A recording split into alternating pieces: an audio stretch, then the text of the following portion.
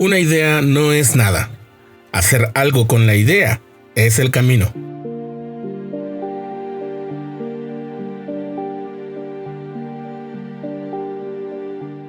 Hola de nuevo, exploradores de la palabra. Estamos en el taller de formación literaria, el podcast. Yo soy Rafael y hoy vamos a hablar de dónde sacar las ideas. Ya hemos estado hablando en el capítulo anterior acerca de la inspiración y lo que en realidad es eso, lo que significa que tengamos inspiración. Pero en esta ocasión vamos a ahondar en de dónde vamos a sacar las historias que vamos a contar. Así es que bienvenidas, bienvenidos. La frase con la que iniciamos es de Georges Méliès, un pionero del cine. No sé si recuerdan esto del viaje a la luna. Y bueno, esto es lo que se supone que un habitante de la luna les dice a los que llegan ahí. Pero en fin, nos recuerda esta frase algo vital para cualquier escritor. La idea es solamente el principio, pero en realidad todavía no es nada. La verdadera magia ocurre cuando nos sentamos a trabajar en ella, a explorarla, a darle forma, a transformarla en una historia, pero en realidad a escribirla. Ya hablaremos después de cómo escribir nuestras ideas es más importante incluso que tener las ideas. Porque si se nos ocurren 20 ideas, pero no escribimos ninguna, en realidad no tenemos ninguna historia. No ocurrió, no pasó, no tenemos con qué trabajar. Pero, insisto, vamos a ver eso con un poquito más de calma en una ocasión posterior. Por ahora vamos a ver dónde encontrar ideas.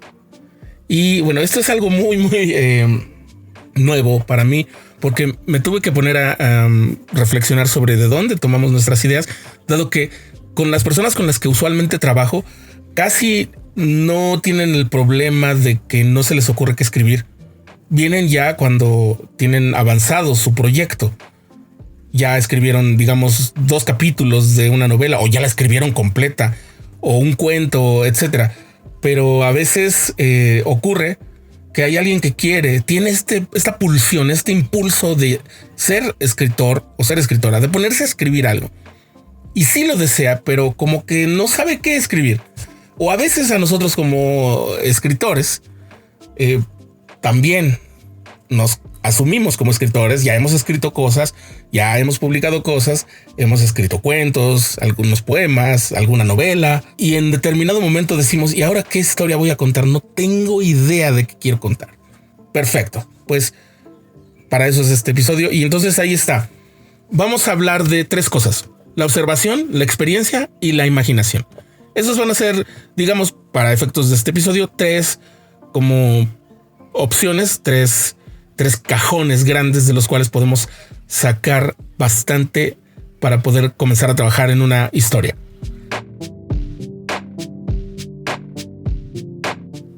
Hablemos primero entonces de la observación. El mundo, la realidad, por sí misma es una fuente, un manantial de ideas. Basta con poner atención al entorno, una conversación ajena en un café o en el transporte, una noticia insólita, la forma en que la luz cae sobre un edificio. Ya sé que luego se nos antoja más bien tomarle una foto, pero ¿qué tal si empezamos a hablar sobre eso? La clave es observar con los ojos de un escritor.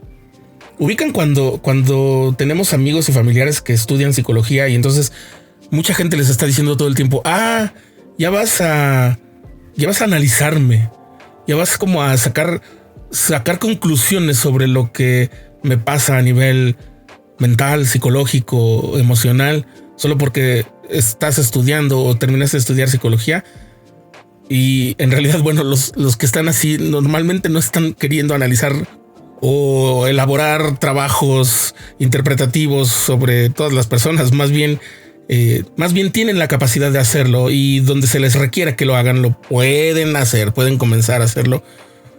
Pero un escritor sí tiene que ser como un fotógrafo. Un escritor sí tiene que poder estar mirando todo lo que está a su alrededor, todo lo que ocurre cuando ella va pasando, con la posibilidad de que se esté contando una historia una historia lo suficientemente importante, innovadora, trascendente, alegre, lo suficientemente alegre como para que destaque de todas las demás alegrías que se hayan puesto en la literatura, eso sería un gran reto. O dolorosas. Pero bueno, la clave es observar con ojos de escritor, con ojos de escritora, buscando, y aquí van unas claves. Busquen lo peculiar, lo que no está en todos lados, lo que no se ve. Por ejemplo, una chica con un novio, y que la chica sea una chica celosa con su novio, puede verse todo el tiempo. Pero una chica celosa respecto, por ejemplo, de la mascota de su novio o de la guitarra de su novio, puede que aporte un cierto grado de peculiaridad. Ya sé que esto puede ser como también un cliché. Seguramente hay historias en las cuales el chico le ponía más atención a su auto, por ejemplo, y hasta le ponía nombre y lo trataba como a una dama, como en los Dukes de Hazzard. Pero bueno, espero estar dándome a entender con la peculiaridad. Otra cosa, lo contradictorio. Y para ponerles un ejemplo, este va a ser un poquito brutal. Hace poco vi un video en internet en el que unos, creo que eran leones, estaban tratando de cazar a una, no sé si era una cebra o algo parecido, o una jirafa. El asunto es que ella puso a su cría, a su bebita, debajo de sus 4 patas, y ahí como que la tenía en una especie de jaula para protegerla. Pero en el afán de protegerla y de querer pisar las cabezas de los leones, pisó la cabeza de su propia cría. Entonces eso es muy contradictorio, y además es peculiar, y además es horrendo. Y si lo vemos con los ojos del humano, que todo lo trata de pasar por el filtro precisamente de la experiencia antropológica, si lo trata de antropomorfizar siempre, de darle una dimensión humana para todo, pues esta historia es, digamos, tan brutal que puede ser incluso insoportable. Y en ese sentido también puede ser algo que resuena. Entonces es lo peculiar, lo contradictorio y lo que resuene. Lo que resuena es simplemente puede ser algo que, aunque no sea contradictorio y sea peculiar, sí sea algo que está allí de manera constante y que no parezca que sea como normal que esté siéndonos mencionados. Voy a poner un ejemplo muy mediático, por decirlo sencillo. Un club de fútbol que siempre gana los torneos. Es muy fácil explicar. Digamos, por ejemplo, en Alemania casi siempre gana el Bayern München, en España casi siempre gana el Real Madrid o el Barcelona. Y esta última racha de torneos que ganó el América, podríamos estar explicándolos con cierto nivel de satisfacción metodológica por qué razón ocurre eso, pero aún así nos resuena porque algo nos dice que podría ser de otra forma y nos duele de alguna manera, no porque le vayamos a un equipo o porque estemos en contra de esos equipos, sino por la naturaleza de los torneos. Los torneos deberían permitir que cualquiera ganara en diferentes momentos, ¿no? Es decir, está resonando, resuena. El Real Madrid siempre gana, el Bayern München siempre gana. Y en ese sentido, aunque sea una realidad con la que estamos, digamos, en cierta medida conformes o reconciliados o hemos hecho las paces, nos sigue siendo una cosa que hace su ruido, que hace su sonido. Y entonces ese tipo de cosas pueden formar parte del surgimiento de una nueva historia. Por ejemplo, aquella señora que siempre lee el mismo libro en el parque, ¿qué historia hay detrás de ella? Y es el mismo libro. Imagínense que ustedes van a ese parque y que la ven y que van y que ya llevan meses, quizás ya cumplieron años, y es el mismo libro. Y no es un libro gigantesco, posiblemente no sean Los Miserables o la Biblia. Vean que quizás sea un libro de unas 200 páginas por mucho, pero siempre se encuentran a esa señora en la misma hora cuando van al parque y siempre está leyendo ese libro. ¿Cuál es su historia? Eso puede ser un buen inicio, un buen detonador de historias. Y así hasta aquí vemos lo de la observación. Observar lo que hay fuera es una gran fuente de historias. Vamos con la segunda fuente de historias, nuestra experiencia personal. Nuestras propias vidas están llenas de material. Emociones que vivimos, tanto las de alegría como las de tristeza, miedo, los conflictos personales, los sueños, los viajes. Si rompimos con nuestro amor, si perdimos a un ser querido, si lidiamos con asuntos de salud, si lidiamos con asuntos políticos, ideológicos, si lidiamos con el hecho de que nunca gana nuestro equipo, etcétera. Todo eso es un componente que le da a nuestra literatura pues la autenticidad, y es una autenticidad poderosa. No estamos hablando de la autobiografía, sino de utilizar la esencia de lo que vivimos para imprimirlo en la historia que estamos contando. Porque una cosa es que contemos nuestra historia, digamos, si vamos a hablar de una ruptura amorosa, no estoy hablando de que narremos la vez que tuvimos esa ruptura amorosa. Más bien estoy pensando en que si tenemos la historia de un par de personajes que tienen un desencuentro de amor, podemos recurrir a nuestra experiencia para contar mejor la ruptura de la pareja de la que estamos hablando. Y eso surge de manera auténtica porque es nuestro recurso, porque lo vivimos nosotros. Esa parte nadie nos la contó. Aunque podamos aderezarla con elementos de cosas que no ocurrieron, nos estamos fundamentando en lo que sí ocurrió. Y como lo vivimos y lo tenemos en nuestra experiencia, es genuino y funciona muy bien. Y eso es lo que nos puede ayudar nuestra experiencia personal. Ahora, una tercera fuente, pues es nuestra imaginación. La imaginación así a secas, pura. A veces las ideas simplemente surgen, ¿no? Casi parece que de la nada. Ya explicamos en el episodio anterior cómo es que en realidad eso de la nada no es exacto.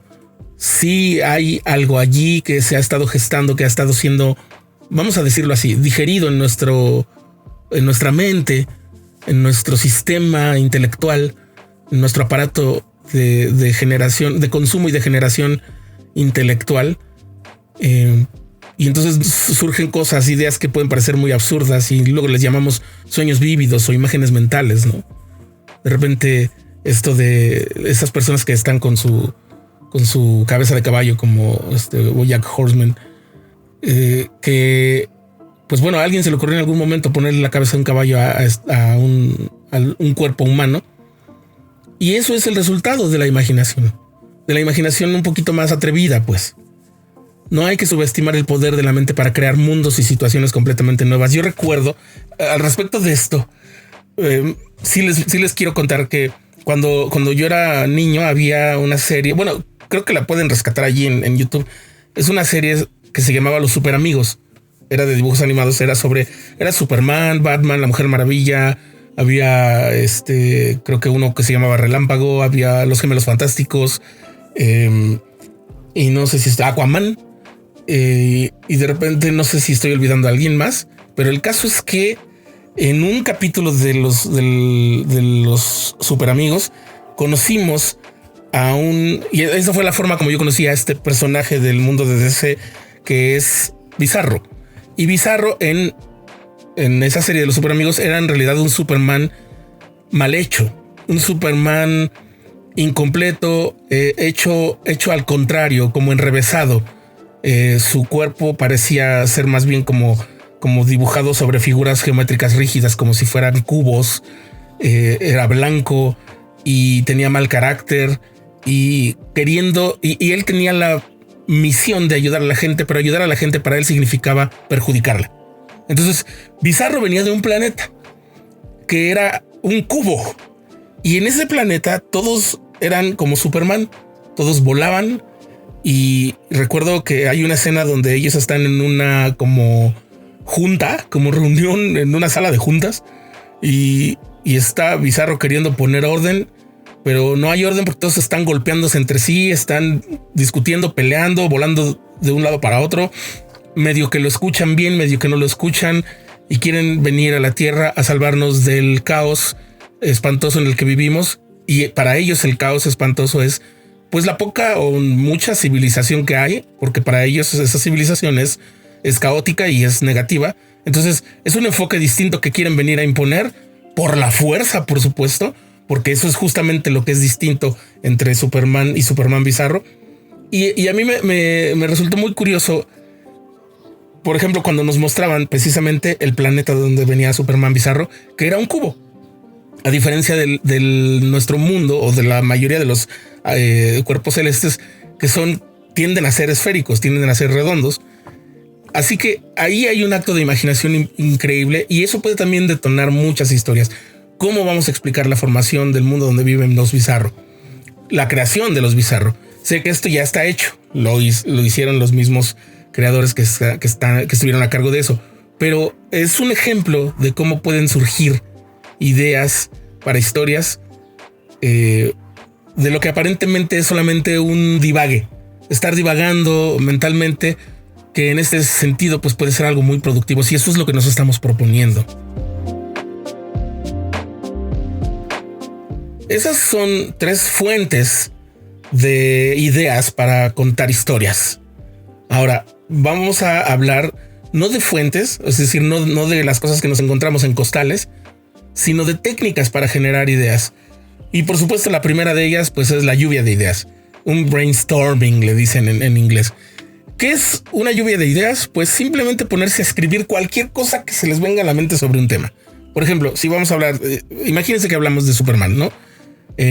Superman, entonces Superman es el bueno, tiene muchos antagonistas, tiene muchos enemigos. ¿Qué pasaría si Superman se encuentra con alguien que es exactamente como él, pero que de alguna manera y es tan exactamente como él que hasta tiene buenas intenciones, pero resulta un problema, tiene que resultar un problema, y entonces tal vez de ahí sale cosas como lo de Bizarro, ¿no?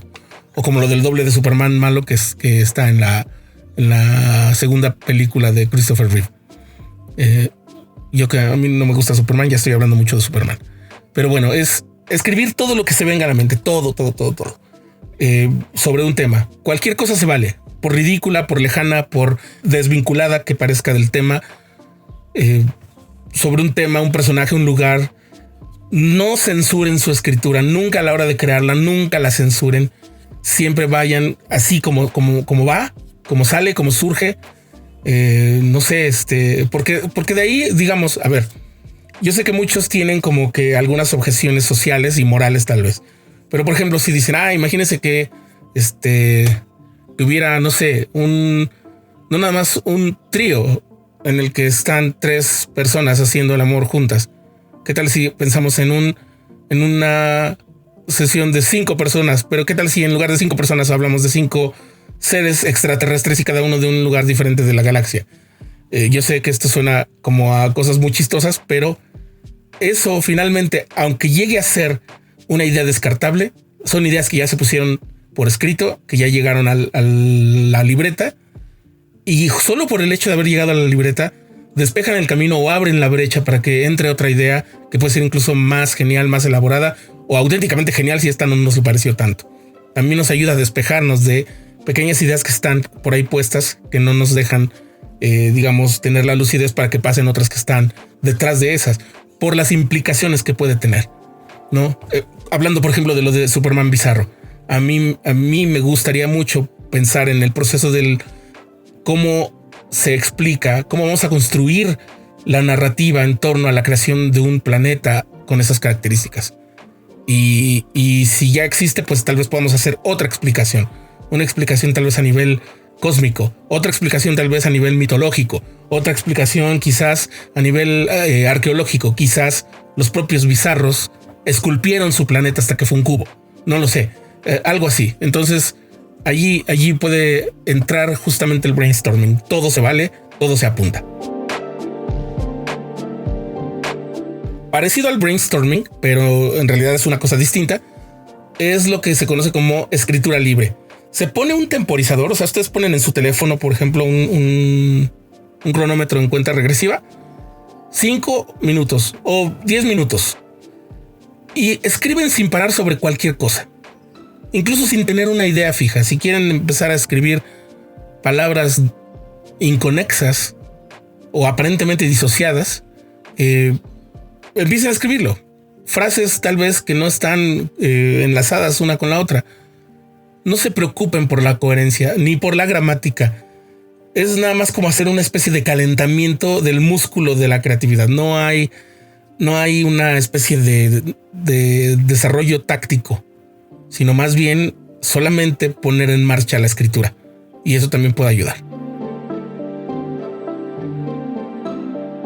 Otra herramienta para poder, otra técnica pues para generar ideas, pues son los desafíos de escritura, los prompts. En el taller, nosotros allí en el Patreon, ustedes pueden ver que tenemos varios prompts de escritura. Se pueden llevar a cabo, digamos, de manera diaria. Se puede usar una frase, una imagen, una palabra al azar para empezar a escribir. Por ejemplo, ustedes pueden, si no quieren consultar los prompts que ponemos en el taller, en el Patreon de formación literaria, lo que ustedes pueden hacer es decidir de aquí a una semana, todos los días, voy a describir un objeto de vidrio. Y entonces enfrente van a tener, por ejemplo, una botella de perfume. Y el día de hoy van a describir esa botella de perfume. El día de mañana van a describir la ventana que está justo frente a ustedes. Y el día pasado mañana les toca a la botella de licor. Y el día a otra botella de perfume. Y así hasta que terminemos la semana con estos prompts de escritura. Y eso también ayuda a generar ideas nuevas.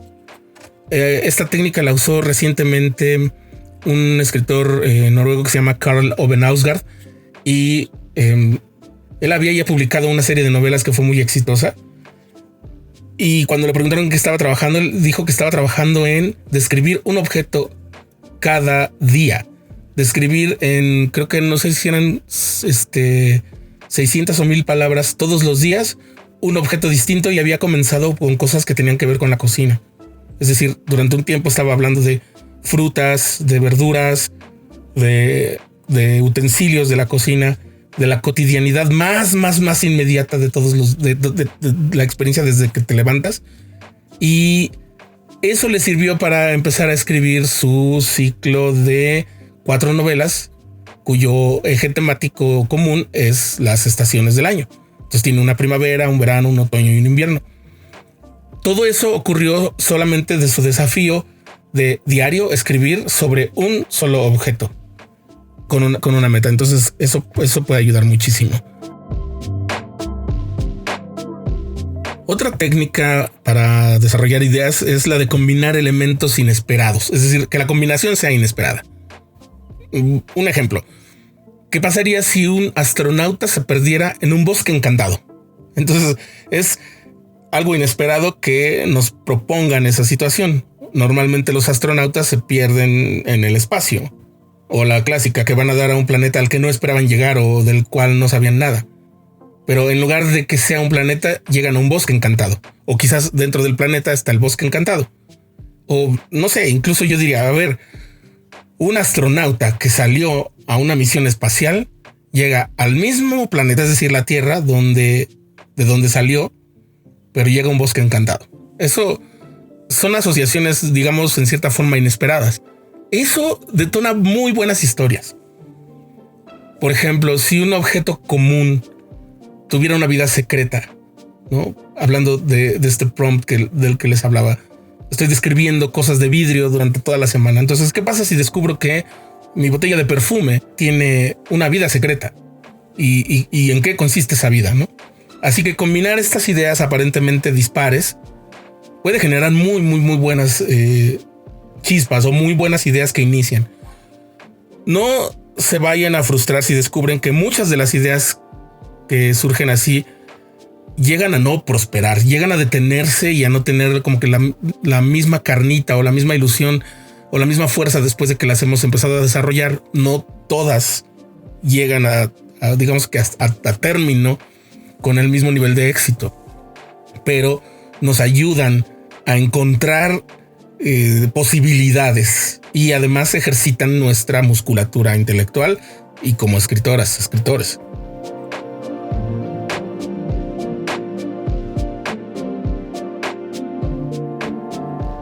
Ahora les voy a hablar de un elemento importantísimo a la hora de buscar historias o de buscar cosas sobre las cuales trabajar en sus proyectos de escritura. Esto es muy, muy importante también. Se trata de la investigación y la documentación. Una vez que tenemos una idea, la investigación la va a enriquecer. Es decir, no nos pongamos directamente a escribir nada más con la idea de que no vamos a necesitar complementar la información que tenemos. Volveré a lo de Superman Bizarro y su mundo como cubo.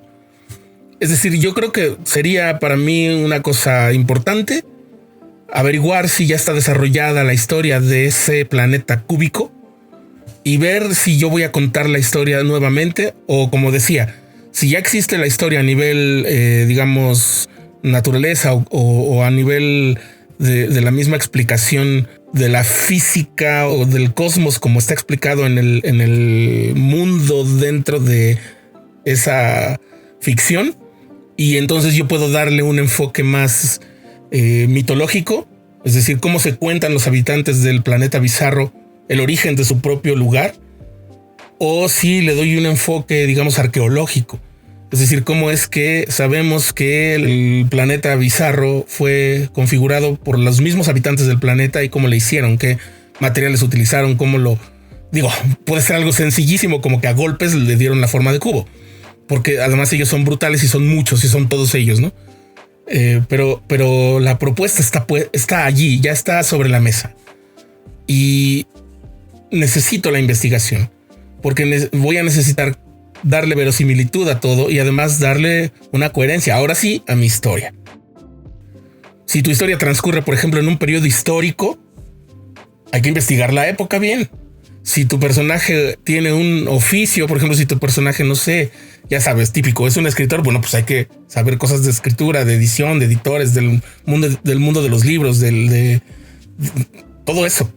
Si tu personaje, no sé, es una combatiente, una combatiente de una resistencia contra una invasión, pues hay que leer testimonios, hay que leer un poco sobre ese tipo de cosas, tal vez sobre guerrilla, tal vez sobre conflictos armados, sobre lugares donde hubo ocupaciones militares, donde hubo quizás abusos y bueno, todas estas cosas que no serían agradables de retomar, pero que son necesarias para que tu historia crezca y se mantenga en pie por sí sola.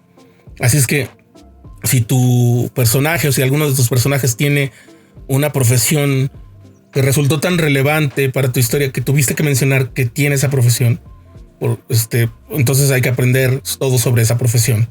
Lo digo, por ejemplo, si estás en una escuela, sabes que todos son maestros.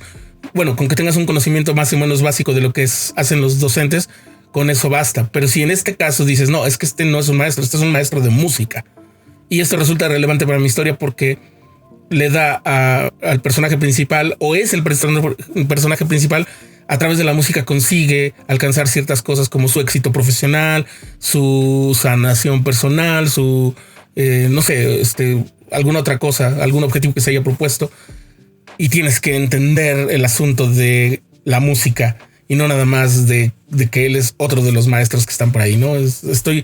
Por ejemplo, no me había dado cuenta hasta estos últimos momentos en que podríamos estar hablando de School of Rock, y entonces ahí sí tenemos que saber bien, o sea, el que escriba una historia como School of Rock tiene que ser una persona que entiende de música y además que entiende de música en términos de música académica y de música también de rock.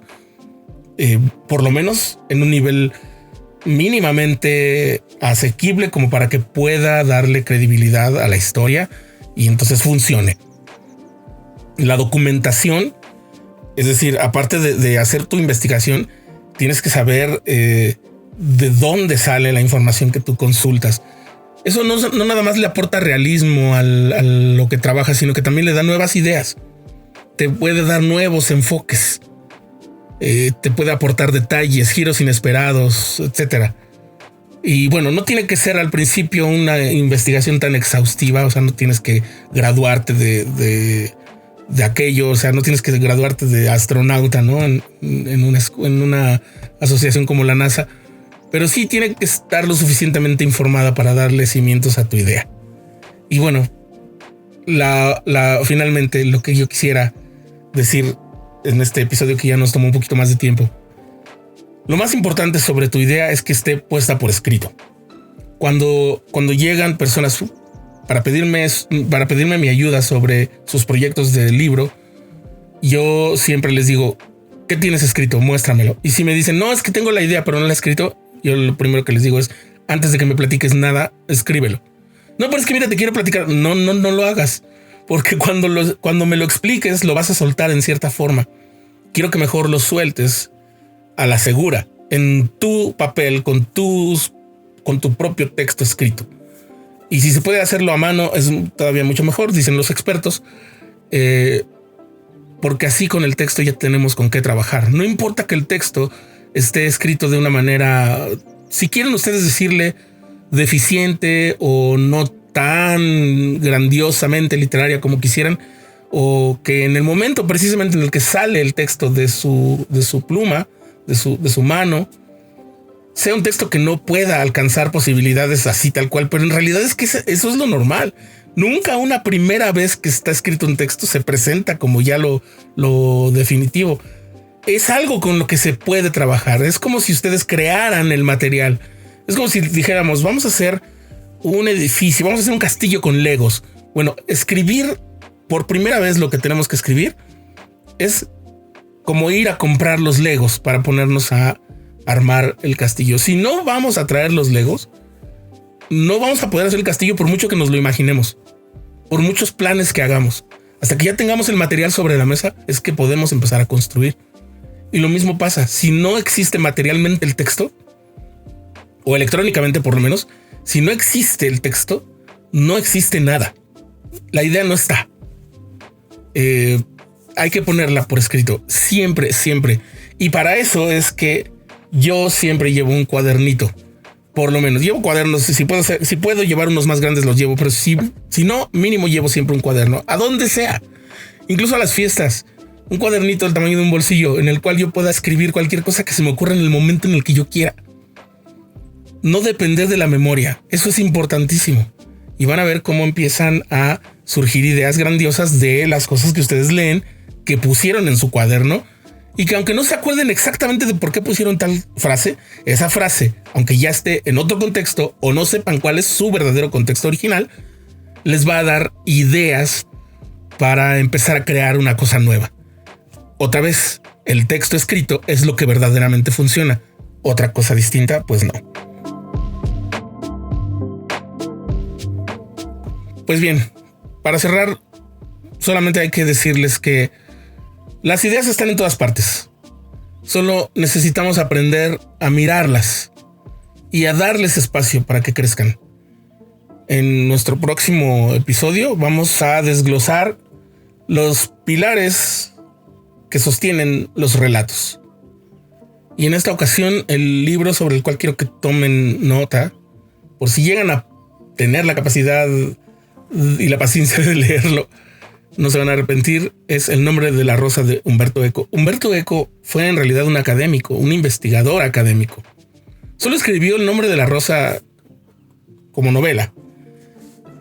Pero esa obra es el resultado de muchísima investigación acerca del mundo de los libros.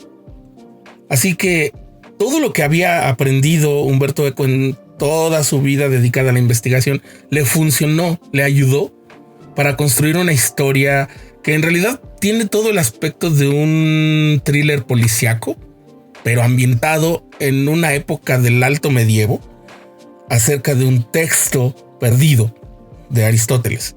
Ya no les diré más porque voy a empezar a entrar en detalles, pero es la importancia de la investigación como herramienta para crear nuevas historias. Y en ese sentido, quizás podría decirles que todo lo que lleguen a aprender incluso en la escuela, aunque ustedes piensen que no lo van a usar nunca más, bien podrían ustedes asumir la actitud, comenzar a vivir con la actitud de posiblemente esto no lo vuelva a utilizar nunca en mi vida más que en estos exámenes. Pero lo voy a pensar con más detenimiento porque quizás me ayude a contar una historia nueva, a tener una nueva idea para contar una historia. Así es que no desperdicien nada de lo que está en su experiencia de vida y pues bueno, adelante y nos vemos Bueno, nos escuchamos. Hasta la próxima.